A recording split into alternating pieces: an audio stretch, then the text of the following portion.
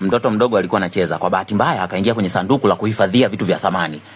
Lile sanduku likajifunga. Yule mtoto akapaniki, akaanza kulia. Baba yake aliyekuwa anapika jikoni akasikia mtoto wake akilia, akakimbia haraka haraka, akabonyeza password, sanduku likagoma kufunguka. Akajaribisha kufungua sanduku tena na tena, sanduku likagoma kufunguka. Akagundua kwamba mke wake amebadilisha password. Mtoto ndani ya sanduku akaendelea kupanic. Jamaa akampigia simu mke wake ambaye alikuwa ameenda kwenye darasa la yoga. Cha ajabu, upande wa pili akasikia sauti ya kiume imepokea. Alikuwa hana muda wa kumuuliza mshikaji, wewe ni nani? Akamwambia, nakuomba mpe mwenye simu niongee naye. Mshikaji akamwambia, niahidi kwamba utaachana na mkeo ili nimpe mkeo hii simu.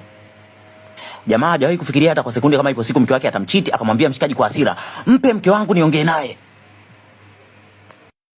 Kwa bahati nzuri mke wake alikuwa ametoka kumaliza mazoezi ya yoga. Akachukua simu akaongea na mume wake. Baada ya mwanamke kupokea simu, mume wake akamwambia, mtoto wetu amejifungia ndani ya sanduku kwa bahati mbaya, naomba nitajie password mpya. Mwanamke alijua mume wake ambaye anatokea kwenye familia maskini anamtumia mtoto kama sababu ili amuibie hela, na ndio maana alibadilisha password. Akakataa kata kumpa password mpya, akamkatia simu. Jamaa akawa anambembeleza mtoto wake asilie, huku akiwa anawapigia simu watu wa uokoaji. Watu wa uokoaji wakawa wamefika. Mtaalamu wa uokoaji akamwambia jamaa, kwa jinsi hili sanduku lilivyotengenezwa, tukiliforce tukifungua kukurupuka, litatoa gesi, hiyo gesi itamuua mtoto. Jamaa akamwambia, fungueni tu kwa uangalifu mkubwa kwa sababu hakuna njia nyingine. Mashine ya kukatia waliokuwa wanaitumia ilitengeneza cheche ikatengeneza moshi. Kwa kuwa hili sanduku lilitengenezwa kwa material fulani imara sana, likawashinda kufungua. Jamaa akataka kutype password, akaambiwa usitype tena kwa sababu umeshapewa nafasi ya mwisho. Ukikosea hii nafasi, ili safe litajifunga, halitafunguka kwa mwezi mzima. Wakati wanaendelea kubishana, sanduku likaonyesha alama nyekundu kuonesha kwamba oxygen ya ndani ya sanduku imepungua kinoma noma. Mtoto anaweza akafariki. Jamaa akajaribu kumpigia tena simu mke wake kwa mara nyingine, lakini mke wake hakupokea kwa sababu alikuwa busy anafanya mazoezi ya yoga na yule mshikaji. Jamaa akaamua kukimbia hadi sehemu ambayo mke wake anafanyia mazoezi ya yoga, akawaambia washikaji akishafika ile sehemu atawatumia password. Ndani ya sanduku mtoto amelegea kinoma kuonesha ishara kwamba kuna upungufu mkubwa sana wa oxygen.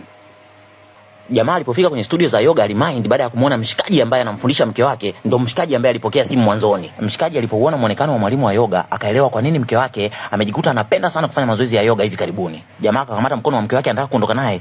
Mwalimu wa yoga akaingilia kati akamwambia, mwanangu, nilikuwa nakutania mwanzoni nilipokuambia mdivorce mke wako. Sikuwa serious kabisa na nilichokuwa nakiongea. Mke akamwambia, jamaa, umenipendea hela, una mapenzi ya dhati na mimi na unamtumia mtoto wetu kama kisingizio ili nikupe password uniibie hela zangu. Kwa taarifa yako, password sikupi na siondoki na wewe hata iweje. Naomba uondoke nimalizie kufanya mazoezi yangu kwa amani. Usipoondoka nitakupa talaka. I swear nitakupa talaka. Upande wa pili mtoto ndani ya sanduku anazidi kudhoofika. Kiongozi wa uokoaji akampigia jamaa ili kujua kama ameshapata hizo password. Jamaa akamweka loudspeaker. Muokoaji akasema, oxygen inazidi kupungua. Tukichelewa kufungua huu mlango, huyu mtoto atakufa. Mwanamke akamwambia jamaa, na kujua umeajiri watu ili mnitapeli mchukue hela zangu. Naomba uondoke hapa. Watu wanaendelea kubishana. Muokoaji akamwambia, mapigo ya moyo ya mwanenu yameshuka sana. Naombeni password haraka, atakufa huyu. Mwalimu wa yoga akamwambia jamaa, naijua hiyo. Umeajiri vibaka waigize kama wanahitaji password ili umuibie hela mke wako. Hatukubali. Mke wa jamaa akamwambia jamaa, sikuamini hata kidogo. Kama vipi, leta hilo sanduku hadi hapa ndo nitatoa hiyo password. Jamaa akawapigia simu waokoaji akawaambia walilete sanduku hadi hapa studio, akawatumia location. Dakika kadhaa baadaye sanduku likaletwa hadi kwenye studio za yoga. Mke akamwambia jamaa, siamini kama unapenda hela kiasi hiki hadi umeajiri watu wote hawa walete safe hadi hapa ili tu uchukue hela zangu. Waokoaji wakaonesha vitambulisho vyao, lakini mwalimu wa yoga akasema hivi vitambulisho ni feki. Jamaa akaendelea kumbembeleza mke wake ampe password. Mke wake akaamua amalize ubishi. Akaenda kubonyeza password kwa jazba. Kwa kuwa alikuwa na hasira, akakosea password, sanduku likajiloki. Kwa bahati mbaya ile sanduku lilivyotengenezwa, ukikosea kuweka password mara nyingi linaanza kutoa gesi. Jamaa anaishiwa power, anapiga magoti, anaanza kuambia wataalamu wa uokozi, jamani, naomba mnisaidie, naomba msaidie mtoto wangu. Jamaa anakumbuka kuwa unaweza kutengeneza password mpya kwa kujibu maswali kadhaa kwa usahihi. Anamkimbilia wife wake, anamwambia naomba utengeneze password mpya. Mwalimu wa yoga anamwambia mwanamke usitengeneze password mpya. Huyu jamaa anadanganya, ona hata macho yake yalivyo makavu. Kwa bahati nzuri mtoto ndani ya sanduku anapayuka. Baba, niokoe. Mama mtu anataka kwenda kutengeneza password mpya, mwalimu wa yoga anaingilia kati. Anamwambia huyo aliyeko ndani hawezi kuwa mtoto wako inatakiwa kasherekee birthday na wazazi wako siku ya leo.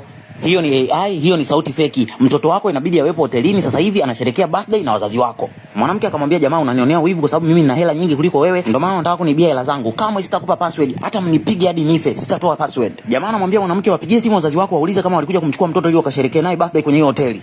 Wakati wanaendelea kubishana, ni 1% tu ya oxygen ilikuwa imebaki ndani ya sanduku. Jamaa akampigia magoti mke wake akachukua simu akataka kuwapigia wazazi wake ili ahakikishe. Ile mke anataka kuwapigia simu wazazi, mwalimu wa yoga akanyang'anya simu. Akasema hawezi kuwasumbua wazazi sasa hivi, wewe ni tapeli mkubwa. Jamaa uvumilivu ulimshinda, akamtwanga 10 ya sura, mshikaji akaenda down. Kwa kuwa mke wake anamchiti jamaa na mwalimu wa yoga, akamwomba jamaa amuombe msamaha mwalimu wa yoga. Wakati haya yote yanaendelea, sanduku lilionyesha ishara fulani hivi kama oxygen imeisha kabisa. Jamaa akapiga magoti, akamwomba msamaha mwalimu wa yoga, akamwomba na mke wake aende akabadilishe password. Mke wake akafurahi, akaenda kubadilisha password. Akafanikiwa kuitengeneza password mpya ambayo ilikuwa ni birthday ya mtoto wao. Akamwambia mume wake afungue sanduku. Mume wake alipofungua mlango wa sanduku, hakuamini alichokiona. Ndani ya sanduku alionekana mtoto wake mdogo ambaye alikuwa amezimia kutokana na kukosa oxygen kwa muda mrefu. Jamaa akisaidiana na kikosi cha uokoaji wakambeba mtoto haraka haraka wakamkimbiza hospitali. Madaktari walisikitishwa na mkasa uliomkuta mtoto huyo mdogo, wakamkimbiza kwenye chumba cha dharura. Jamaa akaishiwa pawa, akawa anamsubiri mtoto wake nje ya mlango wa chumba cha upasuaji. Wife akabadilisha nguo haraka haraka akaja hospitali. Lolote likimkuta huyu mtoto, huyu wife atajuta maisha yake yote.